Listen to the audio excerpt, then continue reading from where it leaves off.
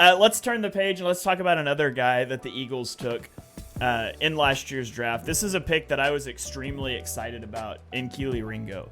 I love Kelee Ringo. He was the number 24 player on my big board in the draft, and he fell out of day one entirely. He was a fourth round pick, I believe. They traded up and got him early in the fourth round, so fell out of day two entirely. And I was thrilled when the Eagles got him, and then I was frustrated all season long that James Bradbury and Eli Ricks continued to get reps over him.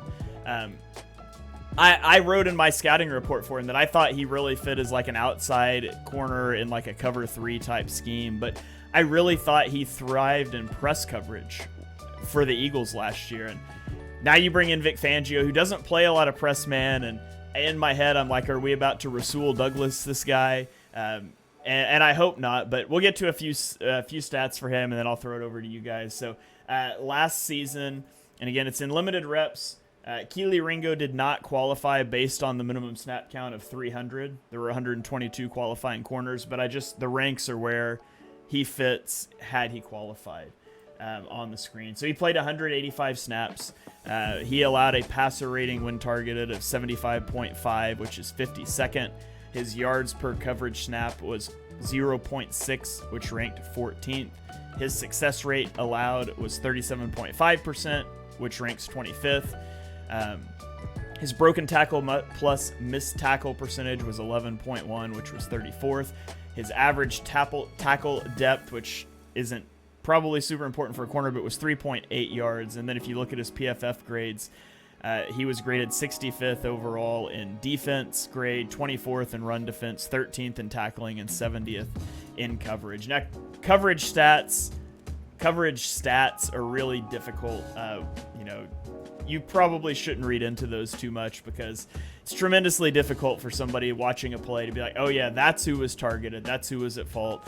And PFF grading notoriously doesn't take into account what happens on plays where corners aren't targeted. So you get some skewed things there. All that to say, I thought there were times that he looked really good, particularly in press man, which is not what I was envisioning as his primary usage.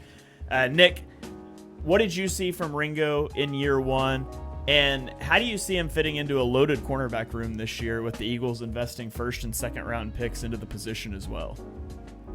Yeah, so where I think he really got to work on his press coverage skills was when he was playing on the punt return team. Because if you go back and if you're a nerd like me and you go back and watch all these special teams plays as well, you can see he was like erasing guys. There's a big reason why their special teams got a lot better, especially their punt return team. He was erasing guys, and it's essentially like he was sitting there in press coverage the whole time. So he was working on this stuff all season long to begin with, and you could see that really translate and carry over once he did get on the field.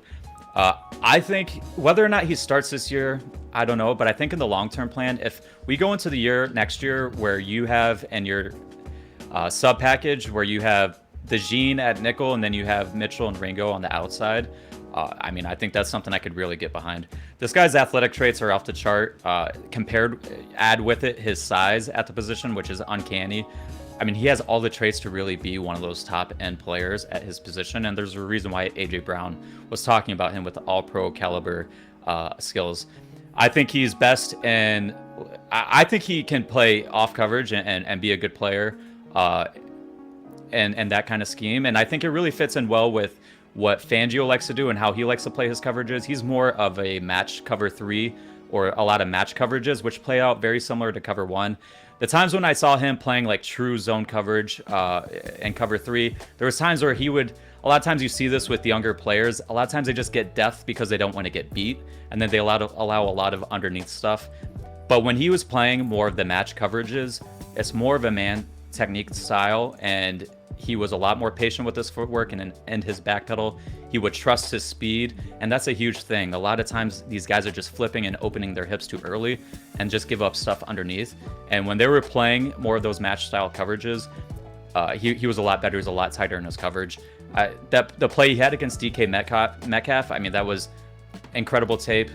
great teach tape right there. Everything from his eyes to his footwork to his hand placement when he wants to secure the tackle and then try to knock the ball out is great stuff to see. And you really want to see those flashes from younger players, because at the end of the day, a lot of these guys can make plays, but it's about building consistency, and we want to see, can they reach those heights? And I think we see a lot of plays where you see, okay, this guy could be really good if he just is more consistent with stuff. I think a big reason why we didn't see him a lot earlier in the season is like if you go back and watch the Cardinals game, there's times where Reed Blankenship's sitting there having to tell him where to go before the play. I mean, it's just tough to throw a guy on the field if it like he's not able to figure out, am I traveling with this guy across the formation when they motion, or where's my run fit if they bring in a nub formation, or they use a nub tight end, which essentially forces the corner into the run fit. Is like a lot of the little stuff of understanding where he needed to be, but that's what happens a lot with rookies and why a lot of times they don't play early despite being better athletes than some of the vets ahead of them. So I think with another year under his belt, you can really start to see his athleticism shine a lot more when he's not having to think so much about what he needs to do. All right, Eric, what were your thoughts on Kelee Ringo? Initially, with some time removed now, and how do you think he could fit into the Eagles' plan for 2024 and beyond? Yeah, when we talked about him on the Philly Film Room podcast, I kept saying, why did he drop to the 4th round? Because you go back and he looked a lot better than that, probably like a 2nd round talent. And I assumed it was because he was terrible in run fits, because he's like, almost 6'2" and runs a 4.3. And then I watched and I was like, no, he actually is really aggressive coming up and is a sound tackler. He has like quite a bit of heft to him. I think he's pushing 210. So it's not like he's a stick figure. I think, maybe a little bit mismatch in the scheme fit. As Nick mentioned, he's probably best suited as press man. And this is one of the reasons probably AJ Brown highlighted what he thinks his potential is, because there's not a lot of guys who have the size, speed to be able to actually press him effectively. So he's like, oh man, this guy's a unicorn out there in practice. Now there is a logjam out there. Ringo to me would be starting on probably 15, 20 NFL teams, but just because they have so many other capable starters, he probably won't start. But yeah, I love his potential. I think it's back to what Nick said, just making sure that he knows his assignments, alignments, and all like the checks and stuff at the line is probably why he didn't get more playing time, because Bradbury, it was pretty obvious halfway through the season that he was cooked. So I understand, Shane, your frustration of why he didn't get on the field. Nick, correct me if I'm wrong, but he did show some really good reps against Mike Evans. And I had always thought of like, this is the guy who, if you are going to occasionally do matchup-based coverages, which I know that's not a big part of Fangio's scheme, but from time to time, maybe you'll see it.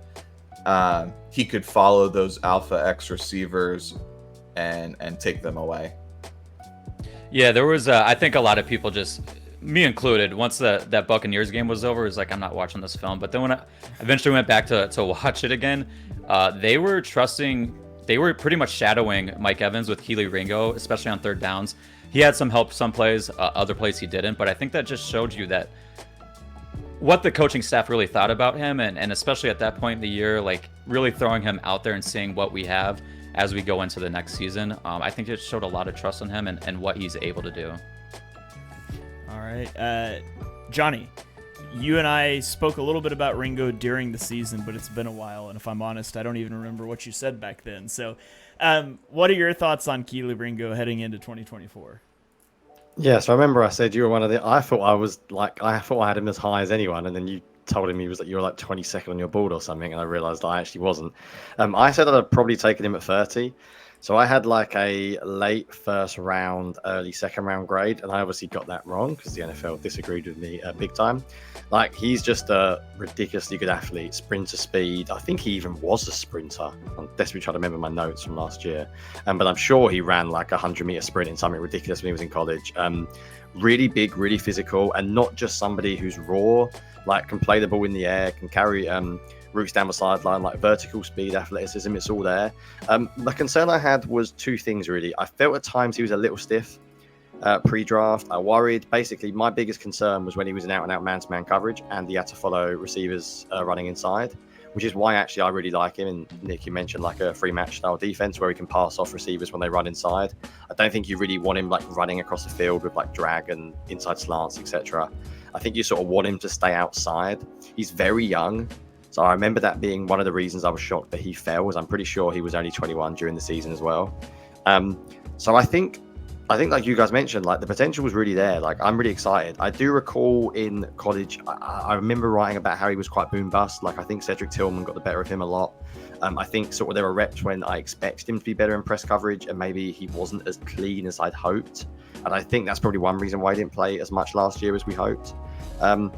I think the biggest thing for him would be scheme fit. Like, I think the Eagles last year drafted a number of like press corners outside. They didn't just draft them; they also signed like guys like Greedy Williams, and I guess they were going to play a slightly different scheme. And then they ended up not really pressing a great deal, and it just seemed like a little bit of a mismatch. We know the whole defense went wrong. It felt like personnel and scheme did not align by the end of the season, so we didn't really get to see him that much. I'd like to have seen him a little bit more. But I don't really care if he plays this year. I'm going to be honest. I like Darius Slay more than others. They've obviously drafted the first round corner, who everyone's very excited about, and I expect him to play. And even DeJean may end up on the outside in future years. So I'm not that fussed about this year. If he is sort of CB3, CB4, Eric mentioned that you can use him in certain matchup situations if you want. Players will get injured. He will get his time eventually. So I'm excited to watch him. I think he's still got a little bit to do, but you'd expect that from a fourth round pick. But I think similar to Jalen Carter, I guess, potential-wise, he's got it all. Like, you can really, really see a top-level corner there. And I think Eric's right. For a lot of teams, he would start just because of his sheer size, size, strength, athleticism sort of combination. I think for him, it will come down to, as I said, it will come down to scheme fit and opportunity. And it may be that it takes him a little bit of time to break through because of the cornerback room. But he's not someone that I'd give up on long term. I think he could end up, it might just take a year or two until we really sort of see his full potential. Yeah, you mentioned the track speed.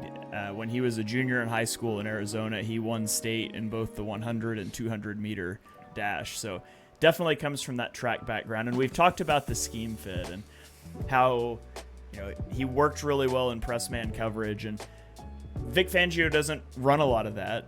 It's a lot of split field coverages and things. But one thing you do end up with a lot of times, especially against like 3-by-1 sets, is you can isolate a corner in one-on-one man coverage against that single receiver, and it allows you to cheat the safeties over and things, and basically stealing an extra defender for the other side. And I do think that's a role that Ringo could do quite well, especially matchup dependent on who the isolated receiver is. If it's a Mike Evans, if it's a Travis Kelce type guy potentially isolated on the back, I think you could do that with Kelee Ringo some. Now, obviously, you don't know that that's what they're going to do before they break huddle, and so you've got to be comfortable with him on the field and in all facets. But I want to show one play for Ringo that I had posted on Twitter last year. He's at the bottom of the screen, and I think it's something that you could see. Fangio likes to do a lot of quarter half type coverages, and that's what the Eagles are in here with Ringo at the bottom of the screen. And he carries this route vertically. He press bail, carries it a little vertically, and then gets back to the flat and makes a tackle. And I also think that's a role that you could see Ringo in, as sort of that flat defender. And again, you got to be able to do a little bit of everything. You can't just put him out there to say, okay, we know you're going to be the flat defender in a quarter half. Like, you can't do that. You've got to be able to do everything. But those are some things that I think that he could really thrive at situationally to get him on the field a little bit. I do, however, think, especially with Isaiah Rodgers and drafting Quinyon Mitchell and Cooper DeJean, and you bring Avonte Maddox back, I do think there's going to be limited opportunities for him this year, barring injury, but I do think he figures heavily into the Eagles' future. So anybody else have anything? Yeah. I'm glad you showed that play because just it's so funny going back and watching film last year, and there's just night and day difference how much faster he was closing space, especially on like screen plays, on run plays when he had to crack replace and fill downhill. He was much quicker closing space than Bradbury was, and he was much more aggressive and physical. This defense was missing that last year for most of the year. I think he brings that in spades, and it especially helps with how big he is as a player. He's definitely an outlier with his size. It's just he brings something that they didn't have for most of last year. So I'm really excited to see him not only improve in their pass defense, but improve in the screen game and the tackling game and the physical part of playing the position. Yeah, absolutely. Jonny, did you start to say something? Did you have something else you wanted to throw out about Kelee Ringo before we move on? No, I was just going to blame your bad hosting skills for just ending a point, and I had no idea whether it was a question or not. That was all. So no, I'm good. Fair. I'm good with Ringo. I'm happy to move on when you are. Okay, Eric, anything else before we move on? Yeah, last thing I'd mention. In like, let's call it 3rd and medium to 3rd and 10 situations, a lot of NFL offenses like to run a 3-by-1, but on the backside they'll have a tight end, because often it forces the defense to decide if they want to do a matchup-based coverage or if they're just going to stick their corner out there. And the benefit with Ringo is you can just leave him there no matter what, and you don't tip off your coverage. And so it's nice to have guys with like size, speed, and some physicality. So I could see, in the future, if he develops into a starting corner, you have like a potentially lethal 3rd down defense, because last year that was their bugaboo. I looked it up recently. Their 1st down defense was fairly, I think, middle of the pack, maybe even a little above that. And then they got to 3rd down, they go into these man coverage looks, and like it would be Morrow, the slot corner, or Bradbury, obviously, just getting roasted continually. So just want to add that little nugget.